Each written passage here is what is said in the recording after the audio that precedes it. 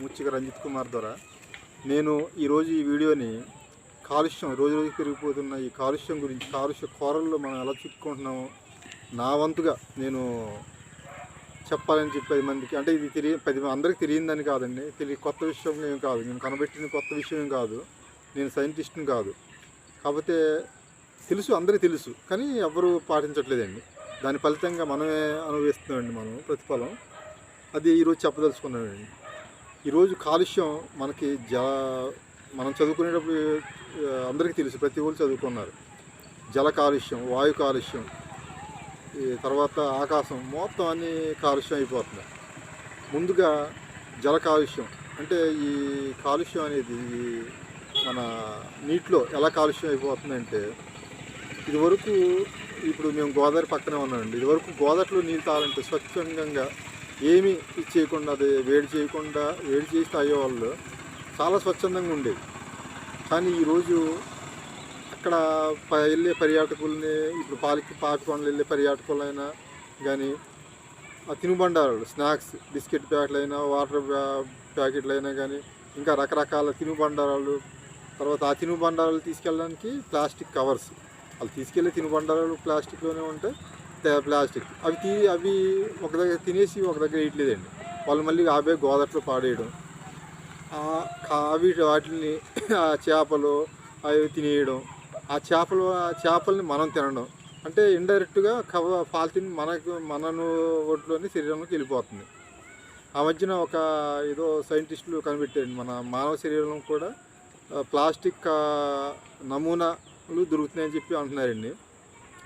అదే ఈ విధంగా వెళ్తుందండి, చేపలు ఆ కవర్లు తినడం, ఆ చేపల్ని మనం తినడం, దానివల్ల ఇండైరెక్ట్గా మనమే తినేస్తున్నాం. అది జల కాలుష్యం అండి. మొత్తం తాగే నీరు అంటే మనం తినేస్తున్నాం, తాగడానికి కూడా అపరిశుభ్రంగా ఉంటున్నాయండి. దాని ఫలితంగా మనం అంటారు మినరల్ వాటర్ తాగితే ఈ కీళ్ళ నొప్పులు వస్తాయంటున్నారు. ఇంకా తప్పదండి, ఇంకా మనం మొత్తానికి అనారోగ్య బాధని పడకుండా కాస్తైనా, ఇప్పుడు మోకాల నొప్పులు కన్నా చనిపోయే ప్రమాదమైన అంతవరకు తెచ్చుకోకుండా మోకాల నొప్పులు ఒక విధంగా పర్లేదు కదా. కాబట్టి ప్రతి ఒక్కరు ఈ రోజుల్లో నీటిని మినరల్ వాటర్ ప్లాంట్లో తెచ్చుకుంటున్నారండి. ఇదివరకు చెప్తున్నాండి, అన్నీ మనం స్వచ్ఛందంగా తాగేవాళ్ళం. ఇప్పుడు నీటిని కొనాలి ముందు రోజులు అన్నాం, అది వచ్చేసింది. అలాగే గాలిని కూడా కొన్ని రోజులు వస్తాయమ్మ మనకి. ఇంకా వాయు కాలుష్యం అన్నామండి, అంటే నాకు తెలిసిన కొన్ని విషయాలు నేనేం చెప్పాను కదా ముందు, సైంటిస్ట్ని కాదని చెప్పి. అందరికీ తెలిసిందే, నేను కూడా ఒకసారి జనాలకి తెలియజేయాలని ఆతృతతో కొంచెం ఒకసారి వీడియో చేస్తున్నానండి. అలాగే వాయు కాలుష్యం, ఆ వాయు కాలుష్యం కూడా మనం వాహనాలు రోజుకి ఎక్కువైపోతున్నాయి. ఈ బళ్ళు, 2 చక్రాల వాహనాలు, 4 చక్రాలు, ఆ లారీలు, ఆ ఫ్యాక్టరీలు, దాటి ద్వారా ఫ్యాక్టరీలు వదిలే పొగ, ఈ కాలుష్యం మొత్తం వెళ్ళిపోతుంది. మనం పీల్చే గాలి కూడా స్వచ్ఛందంగా ఉండట్లే. అంటే దానివలన అవి కలిగే రసాయనాలు ఈ గాలి పీల్చడం వలన, ఇప్పుడు బళ్ళు వదిలేదైనా, ఫ్యాక్టరీలు వదిలేదైనా, రకరకాల అన్నీ వదిలేదైనా కానీ అట్లా గాలి మనం పీల్చడం వలన ఊపిరితిత్తుల సమస్యలు కూడా వస్తున్నాయి.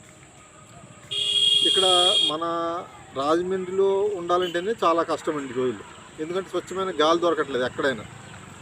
ఏసీలో ఉంటాం, ఏసీలో ఉండడం వల్ల ఏంటంటే మనం కాస్త రిలాక్స్ ఇవ్వాలని, అంతేగాని మన ఈ స్వచ్ఛమైన గాలి వాతావరణం దొరకదు. ఎన్ని కోట్లు, 100 కోట్లు, 1000 కోట్లు ఖర్చు పెట్టినా కానీ స్వచ్ఛమైన గాలి దొరకని పరిస్థితి. ఇప్పుడు ఆ మధ్య చూడండి, ఢిల్లీలో మాస్కులు, ప్రతి ఒక్కరు మాస్కులు వేసుకొని బయటికి వెళ్ళకపోతే తిరగలేని పరిస్థితి. అలాగే హైదరాబాద్ కూడా ఆ మధ్యన వచ్చిందని చెప్పి మన తెలంగాణ రాష్ట్రంలో అన్నారు. అది మన ఏపీలో రావచ్చు, మన ఏపీలో ప్రతి ఒక్క పల్లెలు కూడా ఈ రోజులు కాలుష్యమలం అయిపోతుంది వీటి వలన. వాయు కాలుష్యం అని చెప్పాం కదండి. తర్వాత ఇంకోటి ఏంటంటే, మనం మనకి కొన్ని అవసరాలకి తప్పదు, అవసరం లేదు. ఇప్పుడు ఫ్యాక్టరీలు అన్నాం, ఈ జీవనోపాధి గురించి ఇంకా తప్పదు, ఇంకా కాబట్టి కొన్ని అవి పాటించాలి ప్రమాణాలు. వాళ్ళు ఫ్యాక్టరీ ద్వారా వదిలే రీసైక్లింగ్ అయిన వాటర్, వచ్చిన వేస్ట్ పదార్థాన్ని డైరెక్ట్ గోదావరిలోను, సముద్రంలో మనుషులు తాగే దాంట్లో కలిపేస్తున్నాయని చెప్పి ఆ మధ్య టీవీలో చూసాం. కనీస ప్రమాణాలు పాటించాలి. అంటే అటు నుంచి వచ్చే వ్యర్థాలని ప్రభుత్వ నిబంధనల ప్రకారం సపరేట్గా వేస్ట్గా ఒక ఒక దగ్గర డంప్ చేయాలి ఏమండి. అలాగే మనం వాహనాలతో వెళ్తున్నాం, సిటీస్లోనే ఎక్కడ సిటీస్లోనే ఉంటుంది ట్రాఫిక్ సిగ్నల్, ఇంకా ఈ మిగతా పల్లెల్లో ఇక్కడ అక్కడ ఉండదు. సిటీస్లో వెళ్తే ట్రాఫిక్ సిగ్నల్స్ దగ్గర వాళ్ళు ఒక రెడ్ సిగ్నల్ పడిందంటే ఇంజిన్ ఆఫ్ చేయట్లే. ఫలితంగా ఏంటంటే పదుల సంఖ్యలో వాహనాలు అక్కడ ట్రాఫిక్ అయితే అక్కడ మధ్య అన్నీ ఆగిపోతాయి. ఇంజిన్ ఒక్క 5 నిమిషాలు 10 నిమిషాలు ఆఫ్ చేస్తే ఏమైంది, ఆఫ్ చేయరు. దానివలన మనకి మనీ వేస్ట్ అవుతుంది. మనీ అటు ఉంచితే మనం వాటి వలన పొగ వలన ఎంత కాలుష్యం కలిసిపోతుంది, అది గాల్లో కలిసిపోయి వాయు కాలుష్యం. దీనివలన ప్రతి ఒక్కళ్ళు ఇప్పుడు అందరూ బాధ్యులే, నేనైనా మీరైనా ప్రతి ఒక్కళ్ళు దీనికి బాధ్యులే. అలాగే వాయు కాలుష్యం తర్వాత దీనివలన ఏంటంటే వాతావరణం ప్రకృతి సమతుల్యత దెబ్బతిని ఎండాకాలం ఎండలు సరిగ్గా రావు, ఆ కాలంలో సరిగ్గా టైంలో వర్షాకాలంలో వర్షాలు పడవు, శీతాకాలంలో అలా ఉండే పరిస్థితి కారణం మనమే చెప్పుకుంటున్నాం. అసలు ఎందుకు ఇలా ఉంటుంది అనుకుంటున్నాం, కానీ మనమే దానికి కారణం ఇండైరెక్ట్గా.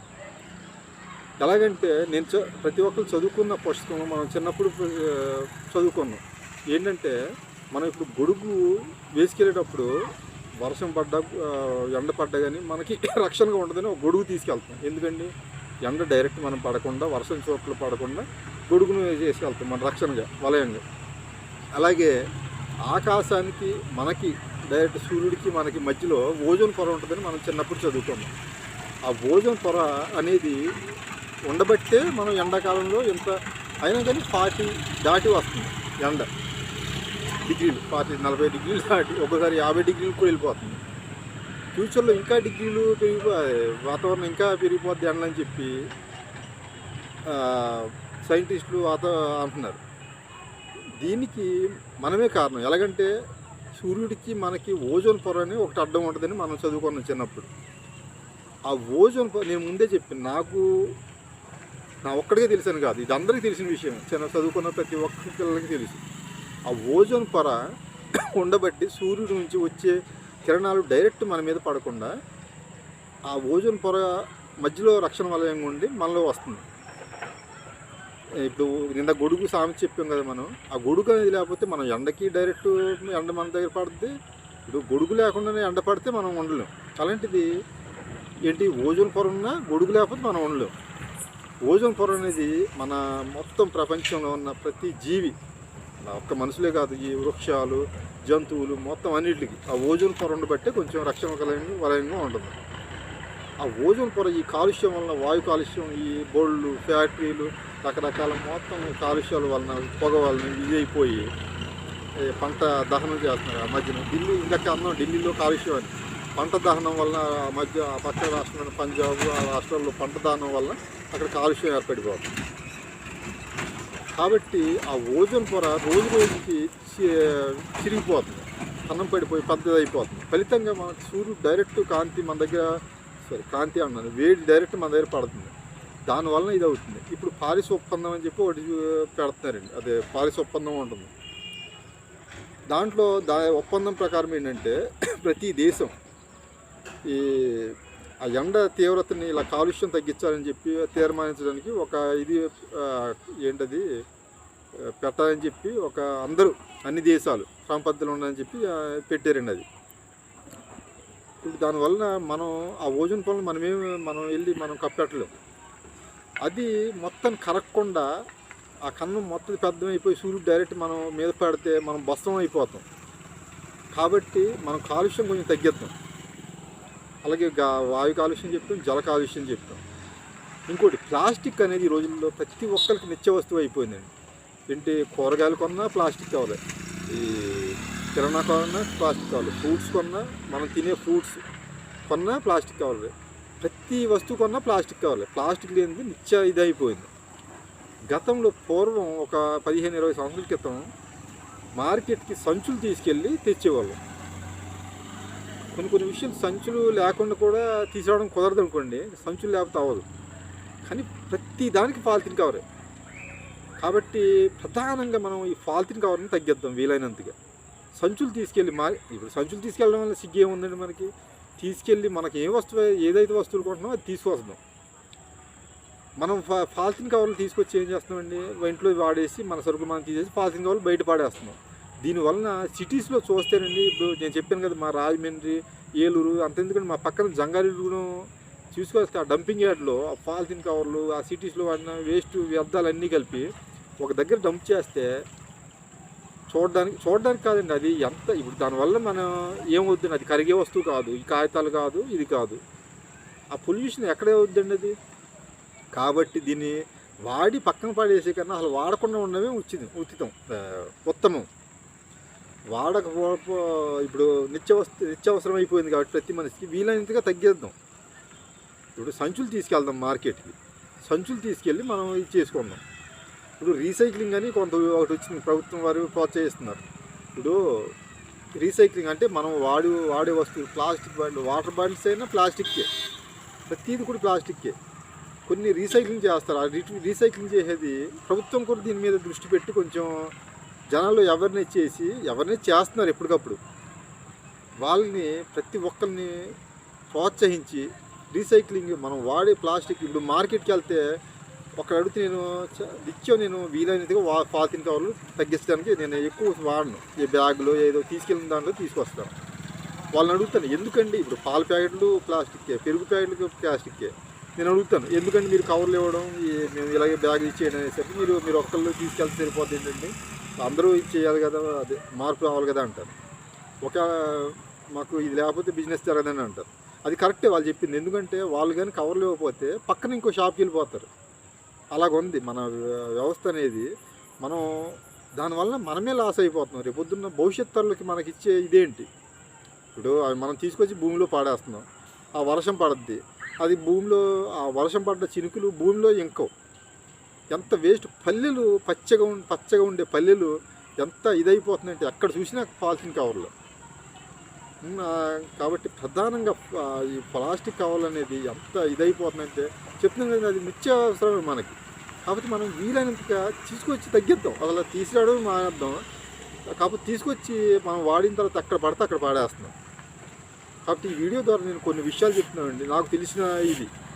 అలాగే ప్రతి ఒక్కరు కూడా వీటి మీద మన కాలుష్యానికి మనం కారణం తగ్గిద్దాం అని కోరుకుంటూ ఈ వీడియో చేస్తున్నాను. నమస్కారం.